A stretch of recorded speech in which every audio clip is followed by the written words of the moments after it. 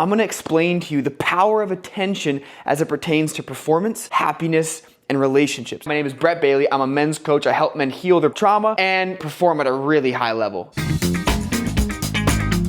Now we're gonna move on to attention for happiness. Happiness. By the way, when I just did that, happiness, this posture, my body, my face, makes me happy. It's very, very difficult to hold a cheesy smile and to be depressed. You're gonna be really good at being depressed to be able to do that. Now, what people don't realize, and it's so easy to see in others, hard to see in ourselves, but the people that stay the most depressed or anxious, watch how they use their body. Watch how they use their focus. Watch what they talk about. You'll notice these choices that they're making of what to talk about, what to focus on, and how to use their body keep them stuck in depression. Like there's someone I know who's pretty close to me, and I see him, trying to build his business and work on things, and I'll see him from time to time. I don't see him super often, but when I do, it's almost like the same story every time. It's just like, I can't change, I'm stuck. And if you watch him as he moves, he's not dynamic. He's not big. He's not playing big with his body. He's not smiling really big. He's not being loud. He stays very quiet, very reserved, and he keeps himself very suppressed. Now, most people in society are actually like this. If you walk down the street, do you really see a bunch of happy people? Like when I walk down the street, it is so common for me to just start dancing, talking, singing. I'll write notes in my phone. I'll talk to somebody on the phone. I'll look like a complete lunatic. But inside of me, I'm actually having the best time. I'm very, very happy. And if I walk past people on the street,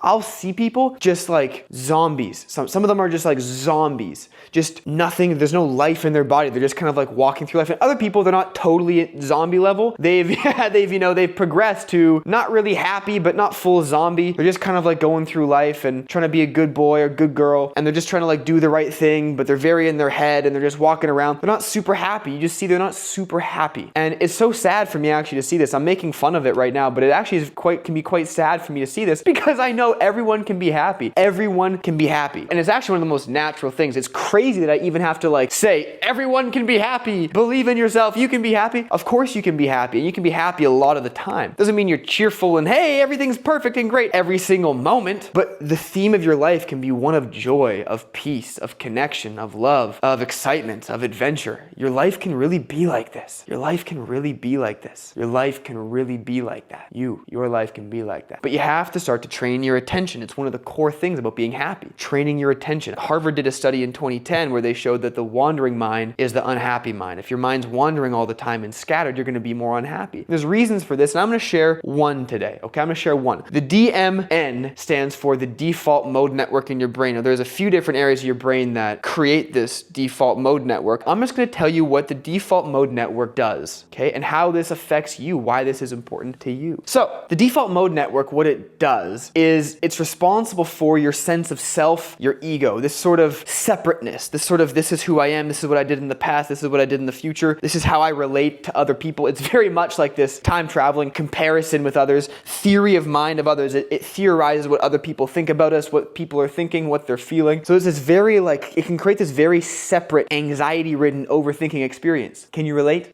I'm sure you can. We all get there at times. It's kind of just what it naturally does. It wants to focus on what happened in the past, make sure it doesn't happen again in the future. What are they thinking? Who am I? Why am I here? What are the problems in my life? What should I be thinking about? It's just this very anxiety-ridden voice on repeat. Now, everyone has one of these little guys inside of them, and to be able to relax this aspect of you and to be able to be present is such a huge gift. So for example, frequently notice this self-referential, ruminating thoughts about myself, but others. But what's really cool is when you start to get present, when you start to learn to train your attention, you can focus on your breath and your body. You're out of your mind, right? All this is happening inside your mind. Your ego, your self-referential thoughts, your sense of self, it's all happening up here in your head. If you bring your attention down into your heart, right? Your spiritual heart, not just your physical heart, your spiritual heart. You bring your attention down to your chest area, maybe down to your gut, maybe down into your legs and your toes. You scan your body, or maybe you go outside. Maybe you start to feel the space around your body. That's a great one. I love that one so much. I got that from Dr. Joe Dispenza. It's in most of his meditations, all of them that I've listened to. And it's a beautiful practice to focus on the space outside your body because it gets you out of your head. It gets you out of this self-referential thought loop. You actually, in his words, become nobody, in nowhere, in no time. Like you literally kind of come outside of the normal everyday, this is who I am, here I am, I'm in Canada, I'm inside of a house, and you just focus focus on the energy or space. Now, this might sound a little weird to some of you, a little crazy, but those of you that have done his meditations, you know how powerful this is. You know how powerful this is. It's incredible. It's instant freedom. By the way, freedom is instant. Suffering does not need to be there. Freedom is instant. Happiness is available to you. You know, I shouldn't have to say these things, but it's true, right? Okay, so learning how to then train your attention to focus on whether it's your body and heart, whether it's the space around you, whether it's an open focus of your environment. That's another good one too. Go walk in nature and just feel the trees, feel the leaves, put your attention on the nature around you. You start to build a connection with the nature. You start to build a connection with the physical things around you. And you're not just in this like self-referential, here I am, I'm this ego, and those people did me wrong in the past, and I don't want this to happen in the future. Like, do you guys see how you can just switch yourself anytime, switch yourself out of that self-referential rumination? Now, people that are very depressed or very anxious, they're actually, with love and respect, the most selfish people in the most like biological definition, because these are the people that are constantly ruminating about themselves, right? You can only be depressed if you're ruminating about yourself. Like, it has to relate back to you in some way. Who is the one who's depressed? It's the self, it's the ego, carrying all this pain from life. By the way, whenever you hear, me or someone else talk about depression or anxiety, it's usually coming from one lens and one perspective. So when you hear things, when you hear topics and ideas, you have to learn to think for yourself and just understand that Brett Bailey is coming to you from one way, one direction. I'm coming to you from one direction, okay? From my experience, from my current understanding. And there's other people that have different understandings, so it's good to get a variety of different opinions, okay? This is true for anything that you really want to learn about. I'm telling you my opinion, and what my opinion is that the people that are the most anxious, the most depressed, are actually biologically the most selfish, in the sense of they're self-referential. They're referring to themselves so much. Oh my God, I can't believe I said that. I can't believe I did that. My life sucks. It's so hard for me. I wish it was easier. I'm hopeless. I'm never going to make the money I want to make. I'm never going to find the love I want to make. Me, right? It's all about them. It's all about themselves. And by the way, to give them compassion, which is what they deserve, they need compassion actually if they really want to heal, in my view. Sometimes they don't. Sometimes they just need enough pain and they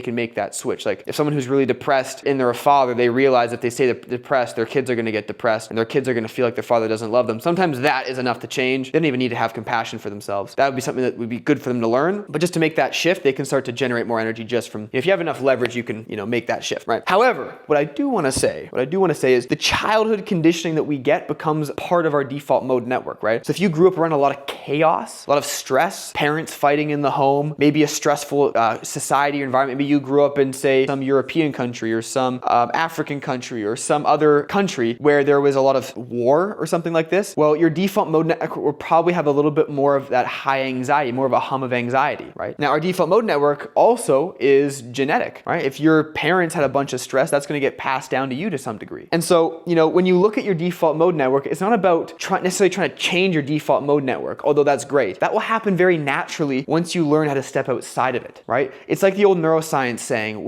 if you don't use it, you lose it. And those old neural networks will start to become less needed the more you focus on and expand your experience. So when you start to expand your experience outside of your childhood conditioning, what starts to happen is you experience a whole new life, because the key about attention is where you put your attention, you put your energy, right? Where you put your attention, you put your energy. What is energy? Think about the sun giving that energy to a seed that's going to start to blossom and bloom, right? It's energy, it's power, it starts to grow things. So if you start to put your energy, your focus into this new person you're becoming, or into the gift of the present moment, for example, being present with nature, being present with your heart, being present with a vision of what it would like if you were truly happy, truly alive. You just feel so connected, so inspired, so present, so clear. You start to put your energy into a vision like that. The old you that was riddled with stress and depression and shame, it starts to naturally fall away, not from a place of beating it down, but from a place of just where you put your attention is where you put your energy. And whatever has energy in this universe, it grows. And so if you want to start to change yourself and become happier, you want to really look at where is your attention going? Where are you putting your attention on yourself? Now, the last thing that often happens is we can get very overthinking and scattered in today's world. Today's world, we have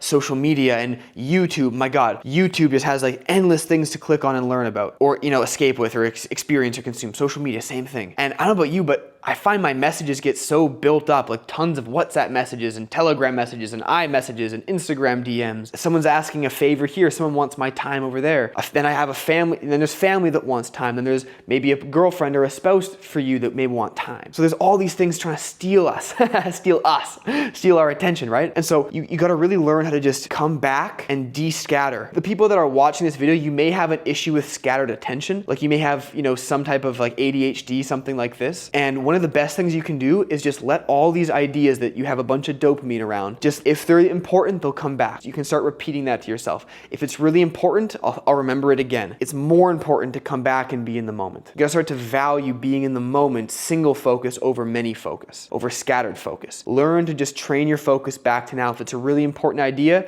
it'll come back. Or if it's just, you don't wanna lose it, write it down, but get it out of your head and come back to the moment. But start to find these ways to just come back to the moment. You're gonna find yourself being so much happier. All those positive chemicals, those serotonin, oxytocin, dopamine, even norepinephrine, they start to arise when you bring your attention so focused in the moment. And there's many ways you can do this. You can even, go rock climbing and your attention can come to the moment. But I'm gonna share with you 3 things that you can do that are very simple, very practical for you to start to really build this sense of happiness in your life. Okay, this is about happiness. Now I shared recently about performance. This is about happiness, okay? Now happiness to me is much more important than performance, because you ever think about how you're gonna die? You ever think about how this body and this mind, there is only one Brett Bailey and he is going to die without a doubt.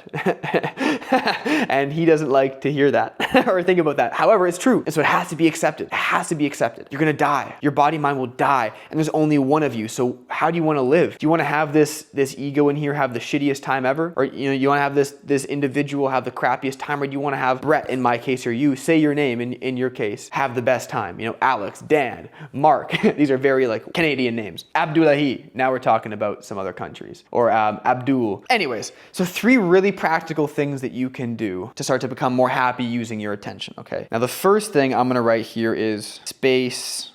Space, that's all you have to do, is just space. Now, okay, space body. So this is where you're scanning your body. Literally on YouTube after this video, search up body scan meditation or Joe Dispenza space meditation or just some type of meditation. Honestly, is better than nothing. But 2 that I really want to offer to you is focusing on the space around your body, like a foot around your body, or just focusing on your breath and the sensations, just scanning the sensations of your body, right? I've done a couple Vipassana meditations. These are 10-day silent meditation retreats. And what they really just teach, the whole time you're meditating for 10 to 12 hours a day, just sitting in silence, scanning your body. You're just scanning your body. In fact, for the first 3 days, they only let you focus on this triangle, this little area. That's all you focus on for 3 days. So talk about watching fucking paint dry, right? But it's really great because at the end, you've de-stimulated yourself so much. You're so in the moment. You're so present. It's actually kind of crazy coming back to normal society. It's damn, eating food is like an orgasm. Listening to music is actually too stimulating. So it's pretty incredible how overstimulated we can get. We can overthink, overscattered so easily, right? So what you want to do is you want to start meditating on a regular basis. And at first it might think, oh, this is going to take time, but then you start to get all that back. It starts to be so fun to meditate. You start to crave it. Just kind of like exercise. It's kind of hard at first to build the habit. I remember that I used to be a little chubbier. I wanted to, drop 20 pounds of fat. It was hard at first. I hated it, but then I started to enjoy it. You start to enjoy it. You start to crave it. And you want to crave the good things, right? You want to crave the good things as opposed to crave the shit. And you stop craving the shit so much. You start to go back to the old addictions, like the old escapism, scrolling, or horrible, shitty foods, or getting hammered, getting drunk. You wake up in the morning man, drinking alcohol last night, that felt like shit. I don't want to keep doing that. You start to naturally stop wanting to feel like shit, and you start to naturally want to do these things that make you feel good. The second thing, this is another type of meditation you could say, but it's a prayer, okay? I want to invite prayer into your life. Some of you might believe in God. Some of you might call the source of life the universe. You might call it source. You might call it the divine, Allah. You might call it any number of names, Christ consciousness. But it's very hard to escape the fact that there's some life force that's running the show here, right? Did you create this earth? Are you the one beating your heart right now? So something is beating your heart. Something is making the sun come up. There's a force of life going on. It takes energy to do this. There's life force that you are connected to, right? Because you are life itself. You are life expressing itself. You're not some alien that's not life, that's just like some dead substance that's, you are life, right? So you have access to universal intelligence. And because you have access to it, you may want to start creating some dialogue with it, because Damn, universal intelligence, that sounds pretty good. That sounds like some powerful stuff, right? That might be able to change my life or help me in some way. So prayer is something really nice. If you're, and this is really sincere for you guys, if you're unhappy, if you're depressed, if you're anxious, if you're stuck, or if you're just feeling so low, or something shitty happened in your life recently, heartbreak, pray for happiness, man. Pray for insight for how to be happy. Pray for love. Pray for peace. These are really nice things to pray for, and it might seem silly to some of you, but prayers often get answered, man. So practice prayer. Now, the third piece is practice blank with people. I'm curious to know what you guys think. This is for creating happiness. What I'm really going to say is practice deep listening. So practice deep listening when you're with people. Now, when you're with people, you can be scattered. You can be thinking about what you want to say next. Or you can instead listen deeply. Be present with their body. Maybe being present with your own body. Eckhart Tolle said that being present with your own body is actually the deepest form of listening. It's funny how relationships get really easy when you start to get really present with yourself, present with your own body. And I know a big part of what I talked about was not being self-referential and ruminating. I'm not talking about thinking. I'm talking about being in your body. You're actually not referencing yourself. You're experiencing your body and experiencing the other person. So you're actually aware of both, you and them, your body and them, your feelings and them, their feelings, their thoughts. Maybe sensing the energy behind the words, sensing the energy behind what they're saying. What is this person really communicating to me? What do they need? What are they focused on? What are their desires? What are their fears? Now, as a therapist and coach, I've done this for thousands and thousands of hours naturally in my work, but I've been doing it for long before that. I'm just so blown away at how our words can say one thing, but someone's body or energy can say a totally different thing. And you want to listen to the body as well as the words, because you want to be able to have a dialogue with them, but you want to really listen to the body. What are they saying? What are they communicating? Many of you guys probably know Owen Cook. You should search him up if not. He's an amazing public speaker, teaches about socializing, social results, making money, having fun in life kind of thing. And I went to one of his events recently out in San Francisco, and there's this one guy there. I'm not going to say his name just in case he's watching. I'll call him Jackson. Okay, totally different name, not his name. So we're looking at this guy Jackson, and he's talking to these women because at this training, you go out. We hit the streets of San Francisco to approach some women, right? Part of the training was to do cold approaches. Approach women, try to get their number, try to practice being cool and creating attraction. And so we see Jackson go up and talk to these women, and it's a scary thing. You're going up and talking to them. So he gets to talking to them. There's to actually build some confidence. Now he's a taller guy. He's like 6'1", 6'2", and that's a help when you're talking to women, because women naturally want a guy who's taller. It makes them feel more safe, right? More protected. So he's going up and talking to me. He's actually getting pretty good results. Their bodies are showing interest, but Jackson was so in his head, he wasn't actually able to see and perceive that they were attracted to him and would have loved for him to take them home. And it was just because he wasn't attuned in his own body, because he was so nervous at the cold approach. He was totally unaware that these women actually wanted him, because their bodies were showing that to him, but he was only focused on the words and probably himself. Like, am I saying it? Am I sounding good to them? And so it can really block you in relationships. So what I want you to invite you to do is practice deep listening. And then when you're with that woman or with some person that you want to connect with, you can start to actually be really attuned to their needs. And you know what? It's even beyond just being attuned to their needs. It creates rapport. It creates resonance. It creates connection. When you let yourself be open to a person, they feel safe. You feel safe. You start to have this beautiful, resonant relationship with them. It's awesome. It feels so much fucking better than just like, hey, how are you? How's the weather? Oh, how's the family? Family's good? Is the family really good? Is everybody happy? Just like some basic head conversation as opposed to presence. Or you can say that all with presence. Hey, how's the family? How are you? How are things? You happy? You good? It has a totally different energy than when you're in the head. So huge key for relationships is learning how to bring your attention back into the moment and deeply listen with people, right? Deeply listen with people. So I'm going to leave this here for today on the happiness piece, but start to think, how can I work some meditation in my life? Start to pray a little bit and just deeply listening with people. Notice these don't really take up that much time. You can start to do meditation 5 to 20 minutes a day. Prayer, you can just do it while you're driving in the car. Pray while you're driving. Be safe. Don't kill anyone while you're driving, but you know what I'm saying? Like, just work it into your life. Next time you talk with anyone, I'm sure you see some people in your life, just practice deep listening with them. Start with where you're at. Whenever there's something new that you want to implement, you want to start with where you're at, wherever you're at, because by the way, it's the only place you can start. So don't worry about a week from now even, or certainly 4 years from now, 1 year from now. Just focus on, what can I do now? What can I do today to start to bring this into my life? If you see it's important, simply start to bring it into your life. It doesn't have to be a huge step, right? The journey of 1,000 miles begins with a single step. So just start. So that's the piece about happiness and attention for happiness. It's somewhat related to the performance piece, but it's really just about taking your attention off the self-referential thoughts, off of your childhood conditioning, the people that have hurt you, what you're afraid might happen, and just bringing yourself right back to here now. Eckhart Tolle had it right, baby. The power of now.